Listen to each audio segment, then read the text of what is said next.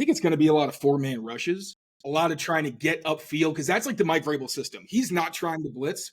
You're going to get creepers, which are creepers and simulated pressure. So simulated pressure is when you want to make it look like you're blitzing, but you actually only send four. A creeper pressure is you don't send any kind of pre-snap look that you're going to blitz or no tells, but you end up sending four with that fourth rusher or sometimes even the third and fourth being off-ball players. So a safety, a slot corner, a linebacker. That's really what we've seen from this defense is they're going to trust their four-man rush because you just paid Milton Williams a lot of money, paid Christian Barmore a lot of money a couple years ago. Harold Landry's making more than some people might think he deserves, but he's coming off a great summer.